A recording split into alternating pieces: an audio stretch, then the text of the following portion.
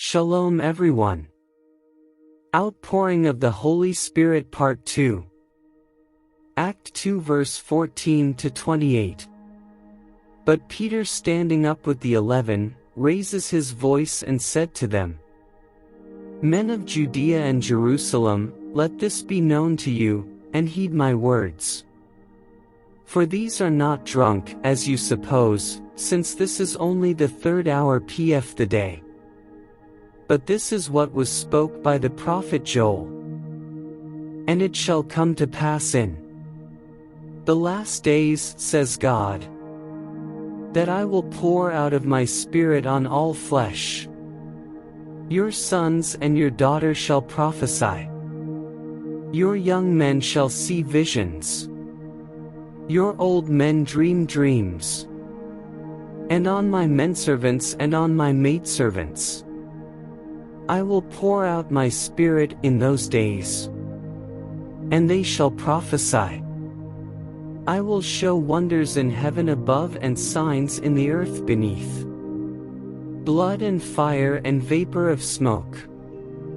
The sun shall turn into darkness, and the moon into blood, before the coming of the great and awesome day of the Lord.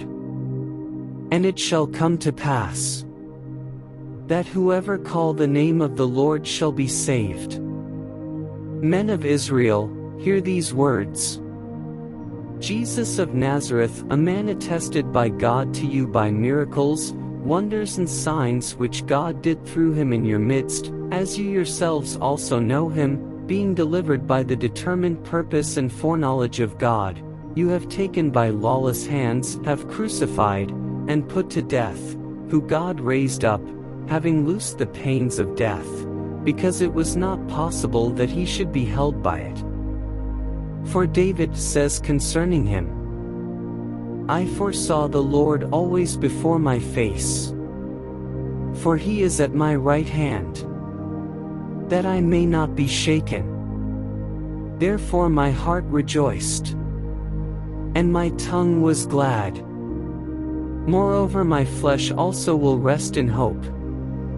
For you will not leave your soul in Hades, nor will you allow your Holy One to see corruption.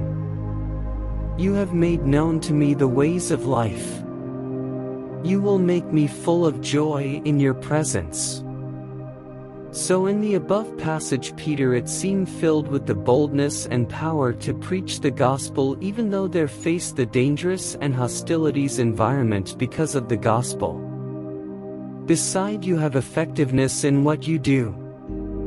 Show in Act 2 verse 41. Then those who gladly received his word were baptized, and that day about 3,000 souls were added to them. Shalom. I hope that you like this sharing. If you like, click the link to subscribe, share and comment.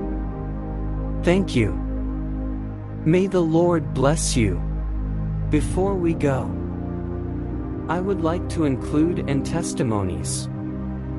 When I was going out for evangelism, I saw a man which the legs unevenly limping and on the wheelchair that I offered to pray for him, and I felt the pull in his right legs and it's starting to grow out. I even asked him, did you felt your legs something pulling?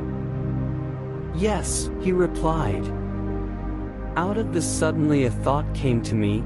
If I would be healed completely, I would not be able to beg for money. And suddenly the legs stopped growing out. I was puzzled. And the next day I again saw the guy I prayed for in the street near the bank begs for money. That I knew what is happening. I prick up his though during the prayer session. Is he himself unwilling to be healed completely? So this is the benefit of baptizing in the Holy Spirit and having men of God lay hand on you. Shalom, and subscribe and comment, and whoever want to be baptizing in the Spirit or want to have prayer request can put into the comment as well.